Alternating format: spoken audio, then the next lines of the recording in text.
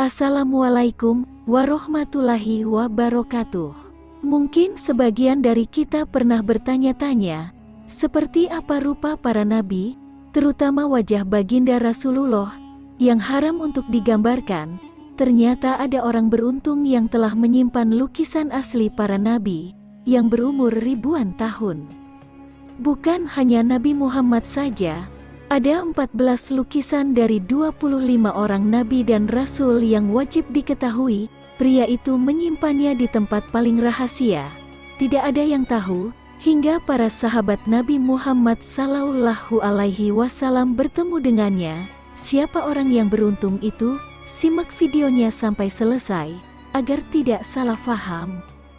Peristiwa ini terjadi di masa pemerintahan Hercules atau Heralikus, yang saat itu memimpin kerajaan Romawi, seperti yang diceritakan oleh Al-Hafiz Imam Al-Baihaqi dalam kitab Dalailun Nubuwah.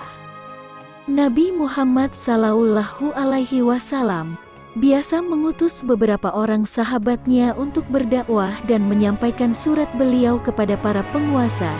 Saat itu ada sekelompok sahabat yang ditugaskan mendatangi Raja Heralikus Konstantinus, atau yang biasa dipanggil Hercules, di kerajaan Bizantium yang menguasai Konstantinopel, yang saat ini sudah menjadi Istanbul, untuk mengajaknya kepada Islam. Raja Hercules merasa tertarik dengan ajakan sahabat Nabi Muhammad Sallallahu Alaihi Wasallam, karena sejatinya ia sudah mengetahui kedatangan Nabi akhir zaman dari kitab Injil yang dia pelajari. Bahkan, dalam sebuah riwayat, Hercules mengundang Abu Sufyan, paman Nabi Muhammad Sallallahu Alaihi Wasallam, untuk menyelidiki secara langsung tanda-tanda kenabian pada diri Rasulullah. Di pertemuan itu Hercules meyakini jika Nabi Muhammad memang utusan Allah yang diceritakan dalam Alkitab. Ia berkata kepada Abu Sufyan bahwa Muhammad dan pengikutnya akan menguasai dunia. Raja pun meminta para utusan Nabi untuk menginap di istana. Di malam hari, Hercules membawa mereka ke tempat rahasia, sebuah kamar terbuat dari emas yang di dalamnya terdapat pintu-pintu kecil. Setiap pintu kecil itu dibuka, terpampang sebuah lukisan yang memamerkan wajah para nabi. Para sahabat pun terkejut. Saat pintu pertama dibuka, terbentanglah selembar kain sutera berwarna hitam dengan gambar yang dibentuk dari warna merah. Gambar seorang pria, matanya besar, punggungnya lebar dan lehernya panjang. Ia tidak berjanggut dan terlihat tampan. Inilah bentuk rupa wajah Nabi Adam alaihi salam. Di pintu kedua, sutera hitam itu menunjukkan seorang pria berambut ikal, matanya sedikit kemerahan, dan tampak gagah dengan janggut yang rapi. Inilah gambar Nabi Nuh alaihi salam. Pintu ketiga dibuka, para sahabat melihat gambar pria dengan kulit yang sangat putih, matanya indah, dahinya licin, pipinya tirus dengan janggut putih. Lukisan itu menunjukkan Nabi Ibrahim alaihi salam yang sedang tersenyum. Para sahabat terkejut ketika pintu keempat dibuka. Sebuah sutera putih dibentangkan. Wajah yang tertera di lukisan itu sangat mereka kenal hingga mereka pun menangis. Hercules tak menyangka jika lukisan itu adalah wajah Nabi Muhammad Sallallahu Alaihi Wasallam.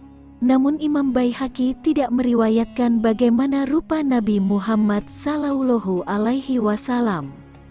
Mungkin karena beliau berhati-hati, jika suatu hari nanti ada yang membaca kitabnya, akan ada orang yang mulai melukiskan wajah Rasulullah Sallallahu Alaihi Wasallam. Padahal itu jelas dilarang. Setelah Nabi terakhir diutus, dikhawatirkan sebagian orang akan menyembah Nabi Muhammad Sallallahu Alaihi Wasallam tanpa ada yang bisa meluruskan mereka jika wajah Nabi dilukiskan dalam sebuah gambar. Dikeluarkan sutera hitam dari pintu kelima, tampak gambar seorang pria yang kulitnya agak kehitaman, rambutnya ikal, matanya agak cengkung ke dalam, pandangan maniknya tajam dengan raut wajah yang serius dan sedikit galak. Susunan giginya terlihat rapi, itu adalah Nabi Musa alaihi salam. Di samping Nabi Musa alaihi salam, terdapat lukisan wajah seorang pria yang mirip dengannya. Namun wajah beliau tampak lebih ramah dari Nabi Musa alaihi salam. Dialah kakak dari Nabi Musa, yaitu Nabi Harun alaihi salam. Pintu seterusnya menunjukkan lukisan seorang lelaki, kulitnya putih kemerah-merahan, hidungnya mancung, janggutnya tipis, gagah dan tampan. Itulah Nabi Ishak alaihi salam. Di pintu ke-9, tampak seorang pria mirip dengan Nabi Ishak, tapi bibirnya agak sumbing. Walau begitu tetap terlihat tampan. Beliau inilah Nabi Yakub alaihi salam. Dibuka pintu yang ke-10, gambar seorang lelaki putih kemerah-merahan terbentang, hidung mancung, tinggi orangnya, mukanya bercahaya, gayanya tenang dan kusyuk. Inilah kakek moyang Nabi Muhammad sallallahu alaihi wasallam. Dialah Nabi Ismail alaihi salam. Saat pintu ke-11 dibuka, terlihat wajah seorang pria yang mirip dengan Nabi Adam alaihi salam. Wajahnya seperti cahaya matahari yang menyilaukan. Dialah Nabi paling tampan, Nabi Yusuf alaihi salam. Dari pintu ke-12, keluar satu gambar wajah seorang lelaki dengan kulit putih kemerah-merahan. Betisnya kecil, berbadan besar, tidak terlalu tinggi dan membawa pedang di tangannya. Itulah Nabi Daud alaihi salam. Muncul lukisan pria dengan punggung lebar dari balik pintu ke-13, kakinya panjang dan sedang menunggang kuda. Beliau adalah putra Nabi Daud, Nabi Sulaiman alaihi salam. Seorang pria muda, tampan, matanya indah dengan rambut tebal dan janggutnya berwarna hitam, ada di dalam sebuah lukisan di pintu ke-14. Lukisan itu menunjukkan gambar Nabi Isa alaihi salam. Para sahabat pun bertanya dari mana Hercules mendapatkan semua gambar ini. Hercules berkata, Nabi Adam pernah meminta kepada Allah supaya memperlihatkan bagaimana wajah para nabi dari keturunannya. Lalu Allah menurunkan kepada Nabi Adam lukisan yang memuat wajah para nabi. Nabi Adam pun menyimpannya di dalam sebuah peti, kemudian menguburnya di tempat matahari terbenam. Di zaman Raja Zulkarnain, ia menemukan peti itu dan mengeluarkannya dari tanah, lalu diberikan kepada Nabi Daniel. Hercules bersumpah, dia sangat ingin masuk Islam. Namun ia hanyalah hamba Allah yang terlalu lemah untuk melakukannya. Ia merasa tidak mungkin meninggalkan agamanya, karena kepentingan politik tidak akan mengizinkan orang murtad menjadi Raja Bizantium. Itu adalah keputusan yang sangat berat baginya, dan ia tidak sanggup menanggungnya. Akhirnya sahabat pulang ke Madinah sedangkan Heralikus tetap dalam agamanya yang dulu. Sampai di Madinah, mereka bertemu Sayyidina Abu Bakar As-Siddiq.